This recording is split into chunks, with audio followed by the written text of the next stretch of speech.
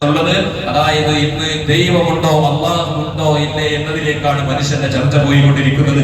ഒരു കാലത്ത് ഔലിയാക്കന്മാരെയും അമ്പിയാക്കളെയും സ്വാലിഹീങ്ങളെയും ദീനിന്റെ ശിആറുകളെയും ഒക്കെ വിമർശിച്ചുകൊണ്ട് അതില്ല ഇതില്ല അതില്ല എല്ലാം പറഞ്ഞുകൊണ്ട് കറാമത്തില്ല മോചനത്തില്ല എന്നൊക്കെ പറഞ്ഞ് അവസാനമായി ഇന്ന് മനുഷ്യന്റെ അവന്റെ എല്ലാ കാര്യങ്ങളും അവന്റെ അടിസ്ഥാനങ്ങളും തന്നെ ചോദ്യം ചെയ്യപ്പെടുന്ന നിലയിൽ മനുഷ്യന്റെ പടക്കപ്പെട്ട ഇത്രയും വലിയ ഖാലിഖായ റാസിഖായ റബ്ബിന്റെ ഒരുപാട് ദൃഷ്ടാന്തങ്ങൾ നമ്മുടെ ശരീരത്തിൽ തന്നെ ഉണ്ടായിട്ട് നമ്മുടെ ശരീരം തന്നെ ഒരു ദൃഷ്ടാന്തമായിരിക്കെ നമ്മുടെ കൺമുമ്പിൽ കാണുന്നത് മുഴുവനും അല്ലാഹുവുണ്ട് എന്നതിന്റെയിലേക്കുള്ള തെളിവുണ്ടായിരിക്കെ ഇന്ന് നിരീശ്വരവാദം കടന്നുകൂടിക്കൊണ്ടിരിക്കുകയാണ്. ഞാൻ എന്തിനാണ് ഈ വിഷയമേലൂടെ സൂചിപ്പിക്കുന്നത്? കാരണം ഒരു കാലത്ത് അത് മറ്റുള്ള റഷ്യ പോലെയുള്ള രാജ്യങ്ങളിൽ, ചൈന പോലെയുള്ള രാജ്യങ്ങൾ നിരീശ്വരവാദത്തിലേക്ക് കടന്നുപോയി അവിടെയെല്ലാം ദൈവമില്ല എന്ന് വിളിച്ചു പറയുന്ന ഒരു സമൂഹം നമ്മുടെ രാജ്യത്തിന്റെ പല ഭാഗങ്ങളിലേക്ക്, കേരളക്കരയിലെ ഒരു ഭാഗത്ത് അതിനെപ്പറ്റി വലിയ വിശകലനം ഓരോ മേഖലകളിലൂടെ, അങ്ങാടികളിലൂടെ, ഹോട്ടലുകളിലൂടെ, ആൾക്കൂട്ടങ്ങളിലൂടെ ഇന്ന് മനുഷ്യരിലേക്ക് എത്തിക്കുന്ന ഏറ്റവും വലിയ ഫിത്ന ദൈവമില്ല എന്ന് മനുഷ്യന്റെ ആ ഒരു നിരീശ്വരത്വത്തിലേക്ക് കൊണ്ടെത്തിക്കുകയാണ്. അതിന്റെ ഭാഗമായി നമ്മുടെ നാടുകളിലൂടെ നമ്മുടെ ചെറുപ്പക്കാർ അതിനെ സോഷ്യൽ മീഡിയകളിലൂടെ, വാട്സപ്പിലൂടെ കണ്ട വീഡിയോകളൊക്കെ കണ്ടിട്ട് അതിനെ ഡൗൺലോഡ് ചെയ്ത് നോക്കാൻ മനുഷ്യനിക്ക് ഒരു ഹരമാണ്. കാരണം തെറ്റുകൾ നോക്കാൻ വളരെ ഹരമാണ്. നിങ്ങൾ നോക്കൂ, നല്ലൊരു ഉസ്താദിന്റെ ഒരു പ്രസംഗത്തിന്റെ ഒരു ക്ലിപ്പ് കണ്ടാൽ അതിനെ ഡൗൺലോഡ് ആക്കാൻ ചെറുപ്പക്കാർക്ക് സമയമോ ആവേശമോ ഇല്ല. ഒരു വേണ്ടാത്തൊരു തമ്മാടിത്തരം, ഒരു ഫിത്ന നാട്ടിൽ എന്തെങ്കിലും പ്രശ്നം ഉണ്ടായി അതിന്റെ ഒരു ക്ലിപ്പ് കണ്ടെന്ന് പറഞ്ഞാൽ അതിനെല്ലാവരും പെട്ടെന്ന് നോക്കും. കിട്ടിയില്ലെങ്കിൽ അപ്പുറത്തെ വിളിച്ചിട്ട് പറയും അതിനെ കടത്തുക, അത് ഞാൻ അവിടെ പള്ളിയിലോടെ കല്ലാട്ടായതിന്റെ വീഡിയോ എന്തെങ്കിലും കടത്തുക അല്ലെ. അതേപോലെ നമ്മുടെ പ്രസംഗത്തിന്റെ അല്ലെങ്കിൽ മറ്റുള്ള ഒരുപാട് നന്മകളുടെ ക്ലിപ്പുകൾ വരുന്നു, അതിനെ നോക്കാൻ, അതിനെ തിരിച്ചു നോക്കാൻ ആളുകളില്ല. കാരണം തെറ്റിലേക്കാണ് മനുഷ്യന്റെ ആവേശം. മനുഷ്യന്റെ അവന്റെ ശരീരത്തിന്റെ ഓരോ അവയവങ്ങളിനോട് പിശാച് മനുഷ്യനെ പിഴപ്പിച്ചുകൊണ്ടിരിക്കുകയാണ്. പിഴപ്പിക്കാൻ വേണ്ടിയാണ് ഇവിടെ പിശാച് നമ്മൾ കൂടെ ഉണ്ടാകുന്നത്. അതുകൊണ്ട് അത്തരം വീഡിയോസുകൾ വളരെ ദയവ് ചെയ്തുകൊണ്ട് നിങ്ങളോട് ഞാൻ ഓർമ്മപ്പെടുത്തുകയാണ്. അത്തരം കാര്യങ്ങളൊന്നും നമ്മൾ ഡൗൺലോഡ് ചെയ്ത് നോക്കരുത്. നമ്മുടെ മൊബൈലിലൂടെ വരുന്ന ഇത്തരം നിരീശ്വരവാദികൾ അല്ലാഹു ഇല്ല എന്ന് വിളിച്ചു പറയുന്ന ഒരവസ്ഥ ഇന്ന് അങ്ങാടികളിലൂടെ ചർച്ചകളായിക്കൊണ്ടിരിക്കുകയാണ്. എന്റെ പ്രിയമുള്ളവരെ, ഇന്നത്തെ ഖുതുബയിലൂടെ അവസാനമായി ഓതി വെച്ച ആയത്താണ് ഖുൽ അല്ലാഹു യുഹ്യീകും സുമ്മ യുമീതുകും സുമ്മ യജ്മഉകും ഇലാ യൗമിൽ ഖിയാമത്തി ലാ റൈബ ഫീ വലാകിന്ന അക്തറൻ നാസി ലാ യഅലമൂൻ. എന്താണ് ആയത്തിന്റെ അർത്ഥം? ഖുൽ നബിയേ, തങ്ങൾ പറയുക, അല്ലാഹു യുഹ്യീകും സുമ്മ യുമീതുകും, അല്ലാഹുവാണ് നിങ്ങളെ ജീവിപ്പിക്കുന്നത്, അല്ലാഹുവാണ് നിങ്ങൾക്ക് ഹയാത്ത് തന്നത്. ആരാണ് ഹയാത്ത്? അല്ലാഹു ഉണ്ടോ ഇല്ലേ എന്ന് നമുക്ക് മനസ്സിലാക്കാൻ ബുദ്ധിയുള്ളവർക്ക് അവന്റെ ശരീരത്തിലേക്ക് നോക്കിയാൽ മതി. ആത്മാവ് പറയുന്നത് അവന്റെ ശരീരത്തിന് അറിഞ്ഞാൽ അവന്റേതായിരിക്കുന്ന അല്ലാഹുവിനെ കണ്ടെത്താൻ കഴിയും. ശരീരത്തിന്റെ ഓരോ അവയവങ്ങൾ നമുക്കറിയാം. ഇതെല്ലാം ആരാണ് നിക്ഷേപിച്ചത്? ഇന്ന് നമുക്കതാ അല്ലാഹു സുബ്ഹാനഹു വ തആല ഖലഖ മിനൽ മാഇ ബശറ, മനുഷ്യനെ അല്ലാഹു സുബ്ഹാനഹു വ തആല പടച്ചത് എന്തിൽ നിന്നാണ്? അല്ലാഹു ഉണ്ടോ ഇല്ലേ എന്ന് തെളിവ് ചോദിക്കുന്നത് ഇത് തന്നെ മതി. അല്ലാഹുവിനിക്ക് രണ്ടാമത് പുനർജന്മം, പുനർഹയാത്ത് ഉണ്ടാക്കാൻ കഴിയുമോ എന്ന് ചോദിക്കുന്നവരോട് ഇത് തന്നെ ചോദിച്ചാൽ മതി. എന്താ ചോദിക്കേണ്ടത്? നീ എന്തിൽ നിന്നാണ് വന്നത്? ഒരു തുള്ളി ഇന്ദ്രിയത്തിൽ നിന്ന്. ആ ഇന്ദ്രിയ തുള്ളി നമ്മുടെ ശരീരത്തിൽ അല്ലാഹു സുബ്ഹാനഹു വ തആല നിക്ഷേപിച്ചിട്ടുള്ള ഇന്ദ്രിയത്തെ ഒന്നെടുത്ത് പരിശോധിച്ചു നോക്ക്. നിങ്ങൾ നമ്മുടെ കണ്ണുകൊണ്ട് കാണാൻ കഴിയാത്ത ഒരുപാട് അണുക്കൾ അതിൽ അല്ലാഹു നിക്ഷേപിച്ചിരിക്കുന്നു. ലക്ഷക്കണക്കായ അണുക്കളാണ് ഒരു തുള്ളി ഇന്ദ്രിയത്തിൽ അല്ലാഹു നിക്ഷേപിച്ചിരിക്കുന്നത്. ആ നിക്ഷേപിച്ചതായിരിക്കുന്ന ഇന്ദ്രിയത്തെ അവന്റെ ഒരു സ്ത്രീ അവന്റെ ഭാര്യയിലൂടെ വിവാഹത്തിലൂടെ കല്യാണം ചെയ്തിട്ട് അവന്റെ ഭാര്യയുടെ അണ്ടാശയത്തിലേക്ക് ചേർത്താൽ അതിൽ നിന്ന് സെലക്ട് ചെയ്തുകൊണ്ട് എത്രയോ ലക്ഷക്കണക്കായ അണുക്കളിൽ നിന്ന് ഒന്നിലേക്ക് അല്ലാഹു സുബ്ഹാനഹു വ തആല ജീവൻ നൽകി മനുഷ്യനെ പടച്ചു. ആ മനുഷ്യനെ പടച്ച അല്ലാഹുവിനിക്ക് ഈ മനുഷ്യനിക്ക് രണ്ടാമത് ഹയാത്ത് ഇടാൻ ഒരു പ്രയാസമുണ്ടോ? ഇത് ബുദ്ധിയില്ലാത്തതിന്റെ അടയാളമല്ലേ? ആത്മാവ് പറയുന്നത് അവന്റെ ശരീരത്തിന്റെ ഓരോ അവയവങ്ങളിലും അല്ലാഹു ഉണ്ടെന്ന് അവർക്ക് കണ്ടെത്താൻ കഴിയും. ശരീരത്തിന്റെ ഓരോ കാര്യങ്ങളും നിങ്ങൾക്കറിയോ, മുൻഗാമികളുടെ കൂട്ടത്തിൽ ബഹുമാനപ്പെട്ട അബൂ ഹനീഫത്തുൽ ഖൂഫി റളിയല്ലാഹു അൻഹു ലോകം കണ്ട വലിയ മഹാനാണ്, നാലാലൊരു മദ്ഹബിന്റെ ഇമാമാണ്. ആ ബഹുമാനപ്പെട്ട അബൂ ഹനീഫ റളിയല്ലാഹു അൻഹു ജീവിച്ചിരിക്കുന്ന കാലത്ത്, ആ കാലഘട്ടത്തിൽ കൂട്ടത്തിൽ ഒരു നിരീശ്വരവാദി ഉണ്ടായിരുന്നു. ആ നിരീശ്വരവാദി ആളുകൾക്കിടയിലെല്ലാം പോയിക്കൊണ്ട് വിശ്വാസം ഉണ്ടാക്കും. അള്ളാഹുണ്ടോ എന്നതിന് പ്രൂഫുണ്ടോ എന്ന് ചോദിക്കും. അങ്ങനെ രാജാവിന്റെ അടുക്കലേക്ക് എത്തി. രാജാവിന് ഉത്തരം കൊണ്ട് പറയാൻ കഴിയുന്നില്ല. മുസ്ലിം രാജാവാണ്. രാജാവിന് ഉത്തരം പറയാൻ അവരുടെ അദ്ദേഹത്തിന്റെ കയ്യിൽ തെളിവുകളില്ല. അങ്ങനെ രാജാവ് പറഞ്ഞു, എനിക്കിതിന് ഉത്തരം പറയാൻ കഴിയില്ല. ഞാൻ ഈ നാട്ടിലുള്ള എല്ലാ പണ്ഡിതന്മാരെയും ഒരുമിച്ച് കൂട്ടിയിട്ട് നിങ്ങൾക്ക് അതിന് ഒരു ഉത്തരം പറഞ്ഞു തരാം, പക്ഷെ ഒരു ഡേറ്റ് നിശ്ചയിക്കുന്നു. അങ്ങനെ രാജാവ് നാട്ടിനോട് വലിയ വിളംബരം നടത്തി എല്ലാ പണ്ഡിതന്മാരും ഒരുമിച്ച് കൂടണം. ഇങ്ങനെ ഒരു നിരീശ്വരവാദം അല്ലാഹു ഉണ്ടോ എന്ന് ചോദിച്ചാൽ ബുദ്ധിയില്ലാത്തവനിക്ക്, അവനിക്ക് ഈമാൻ ഇല്ലാത്തവനിക്ക് അല്ലാഹുവിനെ കാണാൻ കഴിയോ? അള്ളാഹിനെ നമുക്ക് കാണാൻ കഴിയോ? അള്ളാഹുവിനെ നമുക്ക് കാണിച്ചു തന്നു നമുക്ക് കാണാൻ കഴിയോ? മൂസാ നബി അലൈഹി സ്വലാത്തു വസ്സലാം അള്ളാഹിനെ കാണാൻ വേണ്ടി ആഗ്രഹിച്ചു. അല്ലാഹു സുബ്ഹാനഹു വ തആല കാണാൻ വേണ്ടി തൂരി സീനാ പർവതത്തിന്റെ മുകളിൽ പോയി. ആ തൂരി സീനാ പർവതത്തിന്റെ 70 പ്രകാശം, അല്ലാഹുവിന്റെ ജലാലിയത്തിന്റെ പ്രകാശത്തിൽ നിന്ന് 70 അംശം എന്നാണ് പരപ്രായക്കാരുണ്ട് മുഫസ്സിരീങ്ങളുടെ. എന്നാൽ അങ്ങനെ അല്ലാഹുവിന്റെ ഒരു പ്രകാശം കണ്ടപ്പോൾ, ജലാലിയത്തിനെ കണ്ടപ്പോൾ മൂസാ നബി അലൈഹി സ്വലാം ബോധം കെട്ട് വീണുന്നാണ്. ആരാ മൂസാ നബി? അല്ലാഹുവിന്റെ പ്രവാചകന്മാരുടെ കൂട്ടത്തിൽ വളരെ ഫേമസ് ആയ, വളരെ മഹത്വമുള്ള ഉലുല്ലസ്മിയിൽപ്പെട്ട പ്രവാചകൻ. ആ പ്രവാചകനിക്ക് അല്ലാഹുവിനെ കാണാൻ കഴിയാതെ നമ്മളെ പോലത്തെ ആൾക്കാർക്ക് അല്ലാഹുവിനെ കാണാൻ കഴിയോ? അല്ലാഹുവിന്റെ ദൃഷ്ടാന്തങ്ങളാണ് നമ്മൾ കാണിച്ചുകൊണ്ടിരിക്കുന്നത്. അങ്ങനെ രാജാവ് എല്ലാ പണ്ഡിതന്മാരെയും ഒരുമിച്ച് കൂടി. നിരീശ്വരവാദിക്കും അദ്ദേഹത്തിന്റെ കണ്ടീഷൻ എങ്ങനെയാണ്? തെളിവ് പറഞ്ഞു തന്നില്ലെങ്കിൽ, തെളിവ് പറഞ്ഞാൽ ഞാൻ ഇസ്ലാമിലേക്ക് വരാം, അല്ലാഹു ഉണ്ടെന്ന് അംഗീകരിച്ചുകൊണ്ട് തൗഹീദിലേക്ക് ഞാൻ മടങ്ങാം. ഇല്ല എങ്കിൽ, നിങ്ങൾക്ക് തെളിവ് പറയാൻ സാധിച്ചില്ലെങ്കിൽ എന്ത് പറയുന്നു? നിങ്ങളെല്ലാവരും നിരീശ്വരത്വത്തിലേക്ക് വരണം. അങ്ങനെ ഒപ്പമായി എല്ലാ പണ്ഡിതന്മാർക്കും വലിയ കസേരകൾ, വലിയ സ്ഥാനങ്ങൾ, വലിയ സ്റ്റേജും മുഖത്തിന് വേണ്ട സംവിധാനങ്ങൾ, സെറ്റപ്പുകളൊക്കെ റെഡിയാക്കി എല്ലാ പണ്ഡിതന്മാരും എത്തി. പക്ഷേ പരിപാടി തുടങ്ങാൻ രാജാവിന്റെ അനുമതിയില്ല. കാരണം ആ കാലഘട്ടത്തിൽ ജീവിക്കുന്ന ഏറ്റവും വലിയ അഗ്രഗണ്യനായ മഹാനായ അബൂ ഹനീഫത്തുൽ ഖൂഫി റളിയല്ലാഹു അൻഹു, ആ അബൂ ഹനീഫ റളിയല്ലാഹു അൻഹു എന്തായാലും പരിപാടി തുടങ്ങാൻ കഴിയില്ല. അങ്ങനെ കുറെ സമയമായി വെയിറ്റ് ചെയ്യുന്നു, കാത്തു നിൽക്കുന്നു. ഇല്ല, അബൂ ഹനീഫ റളിയല്ലാഹു അൻഹു വളരെ കൃത്യമായി സമയത്ത് ടൈം പാലിക്കുന്ന ആളാണ്. പക്ഷെ അബൂ ഹനീഫ റളിയല്ലാഹു അൻഹു എത്തിയില്ല. അദ്ദേഹത്തിന്റെ ഹിക്മത്ത് അവിടെ പ്രയോഗിക്കുകയാണ്, തന്ത്രം പ്രയോഗിക്കുകയാണ്. അങ്ങനെ കുറെ സമയമായി ബഹുമാനപ്പെട്ടവർ കടന്നു വരുന്നു. കടന്നു വന്നപാട് അതേ രാജാവ് പറഞ്ഞു, ഇതാ നിങ്ങൾക്ക് ലേറ്റ് ആയതിന്റെ കാരണം പറയണം.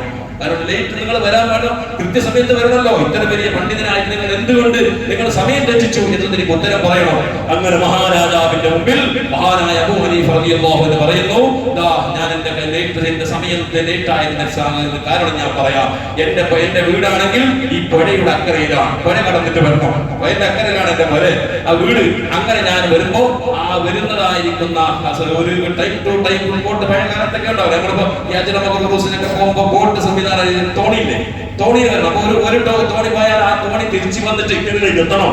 എന്നിട്ട് അത് ചിലപ്പോ കുറെ സമയം പിടിക്കും. അതിന് ആളിങ്ങോട്ട് ആളായാൽ മാത്രമേ അങ്ങോട്ട് തിരിച്ചു പോകും. അങ്ങനെ ലേറ്റായി എന്റെ സമയത്ത് വരേണ്ട ആ ബോട്ട് തോണി പാസ്സായിട്ടുണ്ട്. അങ്ങനെ എന്തായി ഞാനിങ്ങനെ കാത്തുനിന്നിട്ട് ഞാനിങ്ങനെ രാജാവിനെ പേടിച്ചിട്ട് പഠിച്ചവനെ സമയത്ത് എത്തണമല്ലോ എന്നിങ്ങനെ വെപ്രാണത്തിൽ നിൽക്കുമ്പോ ഒരു വഴിയിലൂടെ ഒരു പലക്കഷ്ണം, ഒരു പടിക്കഷ്ണം ഇങ്ങനെ ഒഴുകി വന്നിട്ട് എന്തായി അബൂ ഹനീഫയാകുന്ന എന്റെ അടുക്കലേക്ക് എത്തി. എന്നിട്ട് അതിങ്ങനെ ഓട്ടോമാറ്റിക്കലായിട്ട് ഇങ്ങനെ തോണിയായി മാറി. അങ്ങനെ ഒരു അത്ഭുതകരമായ ഒരു തോണിയിലാണ് ഞാൻ കടന്നു വന്നത് എന്ന് ആര് പറഞ്ഞു? അബൂ ഹനീഫ റളിയല്ലാഹു അൻഹു പറഞ്ഞു. ആ സമയത്ത് സദസ്സിൽ നിർത്തിക്കൊണ്ട് ആ നിരീശ്വരവാദി പറഞ്ഞു, ഇത് കള്ളത്തരമാണ് പറയുന്നത്. തന്നാല് തോണി ഉണ്ടാവൂല, തനിയെ ഒരു തോണി ഉണ്ടാവുകയില്ല. അതിശയിച്ചെന്തേ? അപ്പോൾ അദ്ദേഹം പറഞ്ഞു, ഇതാ ഒരു ബോട്ട് ഉണ്ടാക്കണമെങ്കിൽ അതിന് മരം മുറിക്കുന്ന ആളുകളും ആശാരിമാരും വേണം, അതിന് അങ്ങോട്ടും ഇങ്ങോട്ട് ജോയിന്റ് ചെയ്യണം. അങ്ങനെ ഉണ്ടാക്കിയിട്ട് തോണി ഉണ്ടായാലേ ഉണ്ടാവും ഓട്ടോമാറ്റിക്കലാ. ഉടനെ ബഹുമാനപ്പെട്ട അബൂ ഹനീഫ റളിയല്ലാഹു അൻഹു പറയുന്നു, ചോദിക്കുന്നു, ഒരു തോണി തന്നെ തന്നാൽ ഉണ്ടാവുമെങ്കിൽ ആകാശഭൂമികൾ തനിയെ ഉണ്ടാകുമോ? ആകാശഭൂമി ഉണ്ടാക്കിയ ഒരാൾ വേണ്ടേ? നീയല്ലേ പറഞ്ഞത് ആകാശഭൂമി തനിയെ ഉണ്ടായതാണെന്ന്? ഒരു തോണി തന്റെ തന്നിഷ്ടപ്രകാരം ഉണ്ടാവുകയില്ലെങ്കിൽ ഈ പ്രപഞ്ചത്തിനെ സൃഷ്ടിച്ച ആകാശങ്ങളെ, ഭൂമികളെ, അഖിലാണ്ട് കടാഹങ്ങളെ സൃഷ്ടിച്ചവൻ ആരാണ്? ആ സമയത്ത് അബൂ ഹനീഫ റളിയല്ലാഹു അൻഹു പറഞ്ഞു, ആ ഇലാഹിന്റെ പേരാണ് അല്ലാഹ്.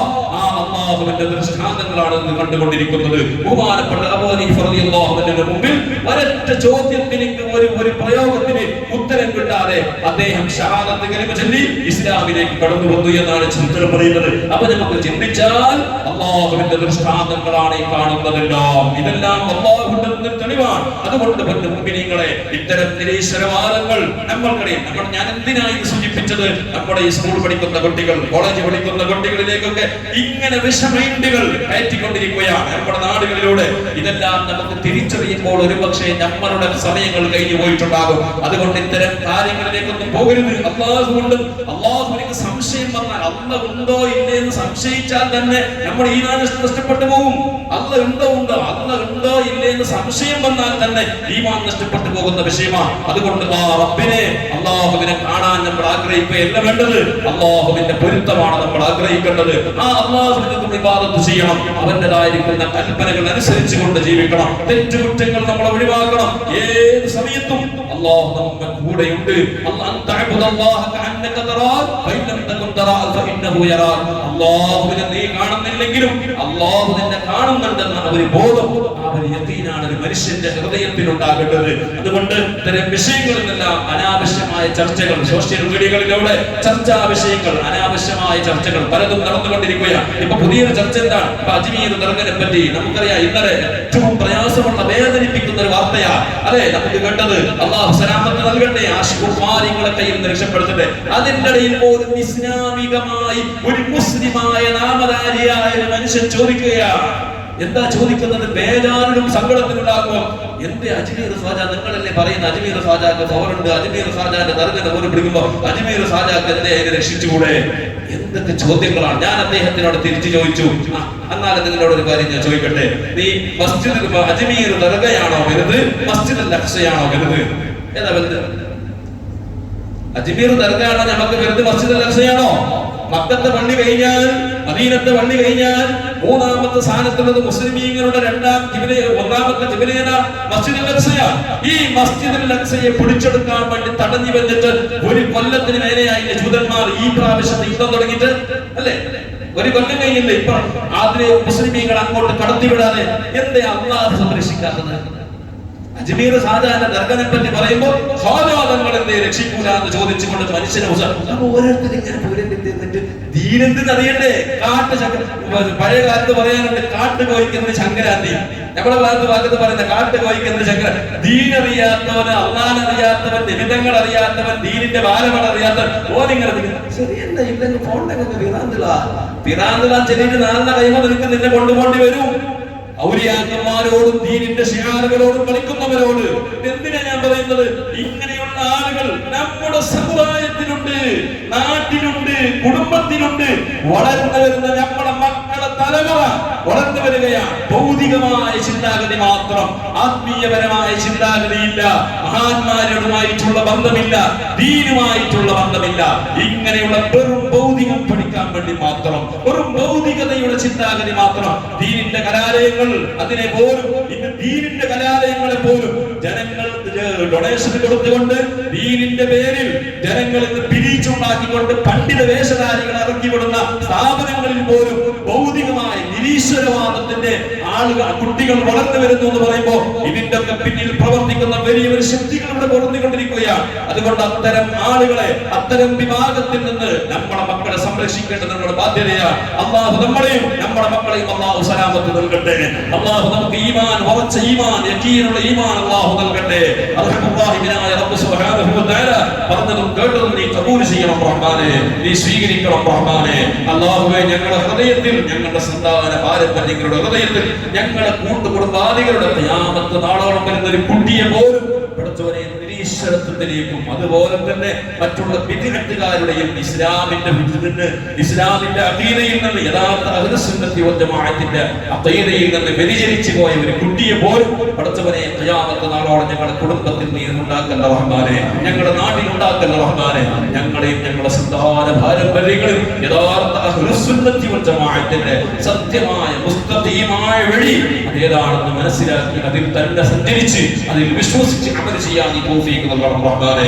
ഞങ്ങളുടെ ഈമാൻ നഷ്ടപ്പെടാൻ കാരണമാകുന്ന വാക്കുകൾ, പ്രവർത്തികൾ, ചിന്തകൾ, ബന്ധങ്ങൾ എല്ലാത്തിൽ നിന്ന് വിട്ടു നിൽക്കാൻ തൗഫീഖ് നൽകണം റഹ്മാനെ. ഞങ്ങൾക്ക് ഏറ്റവും പ്രധാനമാണ് നമ്മുടെ ഈമാൻ സംരക്ഷിക്കാൻ. നിസ്കരിക്കുന്നതും നോമ്പനുഷ്ഠിക്കുന്നതും നമ്മുടെ ഖുതുബയും നമ്മുടെ ജുമഅയും നമ്മുടെ എല്ലാ സൽക്കർമ്മങ്ങളും പടച്ചവനെ ഈമാൻ സംരക്ഷണത്തിന് വേണ്ടിയിട്ടാണ്, ആഖിബത്ത് നന്നാവാൻ വേണ്ടിയാണ് ഞങ്ങൾ ചെയ്യുന്നത്. പടച്ചവനെ അറിവില്ലായ്മ കൊണ്ട് ഈമാൻ നഷ്ടപ്പെട്ടു പോകുന്ന വാക്കുകൾ ഞങ്ങളെ കൊണ്ട് പറയിപ്പിക്കല്ല റഹ്മാനെ, ഞങ്ങളെ കൊണ്ട് അത് ചിന്തിപ്പിക്കല്ല റഹ്മാനെ. ഞങ്ങളുടെ ഹൃദയത്തിൽ ഈ ബഹുമാനിച്ചതിനോട്, ബഹുമാനിച്ചവരോട് നിന്നോട് ആദരവും ബഹുമാനവും നിലനിർത്തി തരണേ അല്ലാഹ്. നീ വെറുത്തതിനോട്, വെറുത്തവരോട് വെറുപ്പും വിദ്വേഷവും കൊണ്ടു തരണേ റഹ്മാനെ.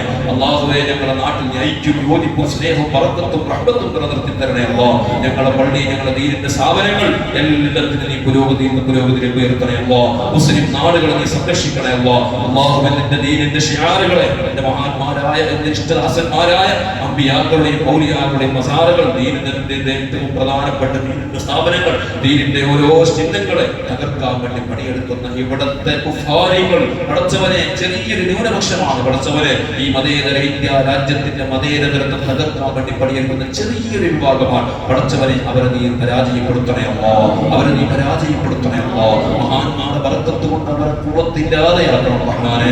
അല്ലാഹുവേ, ഞങ്ങളുടെ ഏതൊരു ദീനിന്റെ കാര്യങ്ങളിലേക്കും അവർക്ക് കൈകടത്താൻ, മുസ്ലിമീങ്ങൾക്ക് ബുദ്ധിമുട്ടാകുന്ന ഒരു കാര്യങ്ങളും ഇവിടെ തീർമാനിക്കാൻ ഇവിടുത്തെ ഭരണകൂടത്തിന് നീ ശക്തി കൊടുക്കല്ല റഹ്മാനെ. ഇവിടുത്തെ കുഫാരികൾക്ക് നീ ശക്തി കൊടുക്കല്ല റഹ്മാനെ. ഞങ്ങളുടെ ദീനിന്റെ ശിആറുകളെ ഞങ്ങളുടെ ഹൃദയത്തിൽ, ഞങ്ങളുടെ ശരീരത്തിനേക്കാൾ ഞങ്ങളെ സ്നേഹിക്കുന്ന, ഞങ്ങളുടെ ജീവനേക്കാൾ സ്നേഹിക്കുന്ന ഒരുപാട് ദീനിന്റെ ചിഹ്നങ്ങൾ പടച്ചവനെ, അവരോട് ഞങ്ങൾക്ക് ബഹുമാനമുണ്ട് പടച്ചവനെ. ആ ബഹുമാനം കാത്തു സൂക്ഷിക്കാതെ തൗഫീഖ് നൽകണേ അല്ലാഹ്. പടച്ചവനെ, ഞങ്ങൾ പറഞ്ഞതിന്റെ കേട്ടതിന്റെ എല്ലാം ഇതിന് സവാബ് ഞങ്ങളുടെ കുടുംബത്തിൽ നിന്നും വേണ്ടപ്പെട്ടവർ നീ പള്ളിയുടെ ചുറ്റുഭാഗത്ത് മരിച്ചു കിടക്കുന്ന മുഅ്മിനീങ്ങളും മുഅ്മിനാത്തുകൾ എല്ലാവരുടെ കബറിടങ്ങളിലേക്ക് എത്തിച്ചു കൊടുക്കണേ അല്ലാഹ്. പടച്ചമാക്കണേ റഹ്മാനെ. സ്വർഗ്ഗത്തോപാക്കി കൊടുക്കണേ അല്ലാഹ്. അവരെ ഞങ്ങളെ ജന്നത്തുൽ ഫിർദൗസിൽ ഒരുമിച്ച് കൂട്ടണേ അല്ലാഹ്. ബിഹഖ് സയ്യിദിനാ മുഹമ്മദിൻ അല്ലാഹു